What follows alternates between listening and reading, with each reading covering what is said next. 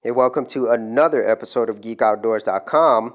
And on today's episode, I'm going to be doing my very first Netflix review. And what better way to start it off than with Marvel's brand new Luke Cage series. Now, Luke Cage, also known as Power Man, is a character that I'm not really familiar with. When I was younger, I did collect a lot of comic books. I had boxes of them. However, I didn't know every single character and I didn't know all the storylines that went out with it. It was just something that I enjoyed doing when I was a kid. Now, about the only thing that I knew about Luke Cage was the fact that he had pretty much invulnerable skin and that he also had super strength.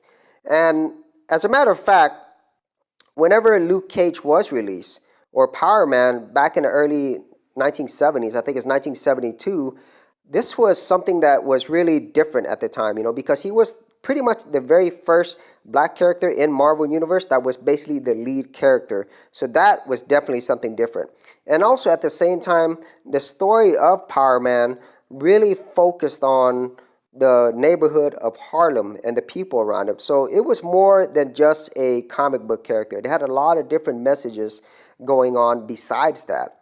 And so that's about the most that I knew about Luke Cage. And so when I saw that the series was coming out, it wasn't a character that I was really invested or really wanted to watch as much as I did when I wanted to watch Daredevil, which was really, really awesome. And even Jessica Jones, I didn't know much about it, so I didn't watch that series at all. However, when I saw the trailers and stuff for Luke Cage, it was just looked really appealing, and so I have a Netflix account, so why not watch it, okay? And I'm really glad I did, because when I was watching Luke Cage, because I didn't know much about Luke Cage, I was basically watching it from almost a newbie point of view.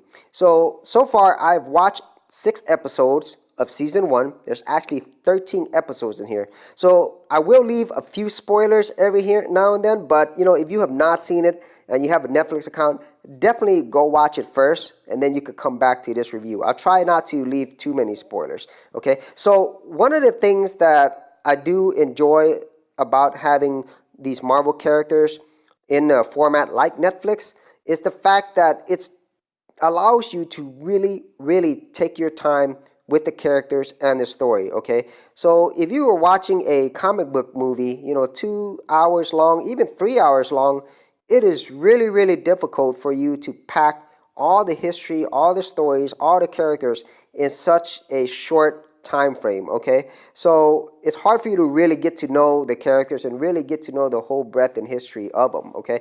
But whenever you have a series like these Netflix series, you can really, really get into details of what these characters are all about, what their motivations are, and really even get into the villains, the environment, the whole world. And so you simply cannot do that within a movie.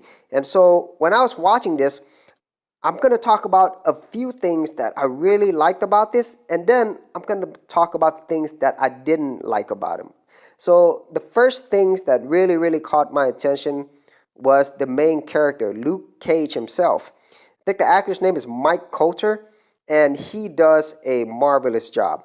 Now, whenever you think about Luke Cage, you think about somebody who's physically imposing and who's very intimidating just by his physical prowess, and which definitely the actor does portray very well. However, Luke Cage is not just physical. He is also a force to be reckoned with when it comes to his mental abilities, his emotional abilities, okay? So he is a very, very strong character, not only physically, but also from a mental and emotional standpoint as well. And you'll see this within this particular character and definitely the actor who plays it.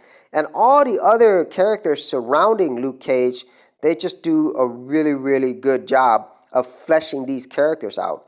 The other standout character that I like is the villain, Cottonmouth. He is really somebody who is somebody that you are not going to like, and maybe even somebody that you know. However, as with all of these Netflix series with these comic book characters, the characters the villains are not just bad for bad's sake. They are very complex. They have their own motivations for doing what they are doing. Very similar to the Kingpin in the Daredevil series. Now, I have not seen the Jessica Jones series, so I really don't know much about it at all. However, in the Daredevil series, the Kingpin character, you could really understand what motivates him to do the things that he do. And the same thing applies here to Cottonmouth. Now, there are other characters like Shade, and there's also Mercedes or Misty, the detective, the little spoiler there. And there are also some characters from other series. The character that Rosario Dawson plays here, the nurse, she is actually from the Daredevil series as well. And so that's really cool that they put characters from other parts of the Marvel Universe in this particular show. Okay, and another thing that I enjoyed about this show is the fact that the story really works well with the characters. For example, one of the key characters of this show is Pops. And Pops is almost like a father figure to Luke Cage. And he's simply not just that. He is really connected to the characters in this show and also to Harlem itself. And I did want to talk about Harlem because Harlem is really a character of its own. Okay, so a lot of this show, it reminds me of a very gritty urban crime drama. It really didn't remind me a lot about a superhero type movie. Okay, you don't really get that feeling when you're watching this. It's really, really grounded in reality. And also, central to the story is how all these character relationships lead to the motivations for things being done. For example, Mariah is connected to Cottonmouth. They have a history together. And in a lot of cases, they work very well together. Although they are different, they are very similar. And you will understand what that means when you watch it. And there are other characters in this particular show, such as Scarf.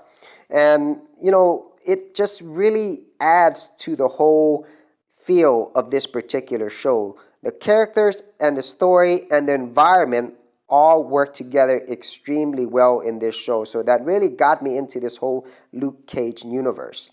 Now, the things that I didn't like about this show, I did mention how this show is really more realistic. It's more of a grounded show. It's more of a crime drama show.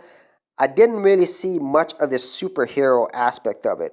And that'll probably change when I watch the rest of the episodes, but at least up to 1 through 6, you don't get a lot of that, okay? You really won't get to that part of it until like episode 4, to where you really learn more about who Luke Cage is. How did he become who he is, okay? Now, another thing that I noticed about the show that I didn't enjoy as much is the fact that the pacing of the show, it is very, very slow. It's very methodical, okay? So it really does take its time. And in some cases, that works out really well. But in some other cases, it just kind of leads to the point where it kind of makes you bored, because you're waiting for things to happen. And also with that, even though the story and the characters themselves, it is complex, the structure of it, after a while, it's very similar. Like, basically Luke Cage, since he is basically invulnerable and he has the super strength, he just basically goes around beating up bad guys, and that happens through a lot of the first 6 episodes, and at first it's all right, it's cool, it makes sense, but after a while it kind of gets old, okay? So if I had to think about things that I didn't like, definitely the pacing and definitely the structure of the episodes, basically up until now that I've seen. So that might change in later episodes. And if I do finish all these episodes, I'll do a post review too on this series as a whole. But overall, I really did enjoy Luke Cage. I love the characters. I really do enjoy the story and the environment in Harlem and how all of it all ties together. Okay, so I probably won't have an overall perspective of the whole show until I watch the rest of the episodes. But hopefully, they're going to show more about what Luke Cage and Power Man is really all about when it comes to him being a comic book character or superhero in this case. So overall, definitely enjoyed Luke Cage. And if you haven't seen it, go watch it. And if you've seen the whole series, please try not to leave any spoilers in there for people who haven't seen it or who haven't seen all the episodes, such as myself. But I do like to hear some of your thoughts if you've seen it. Or if it's not Luke Cage, Jessica Jones, Daredevil, or even Agents of S.H.I.E.L.D. on TV, or any of the movies that you've seen that are around comic book characters, leave them in the comments below. And as always, if you did find value in these videos, be sure to leave a like, subscribe, and don't forget, I am on Snapchat at Geek Outdoors. Thanks for watching.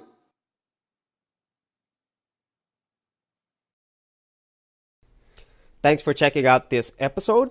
And as always, if you like these videos, be sure to click on the subscribe button. And for full written content, audio content, and additional geek stuff, head over to geekoutdoors.com. And I'll see you outdoors on the very next episode.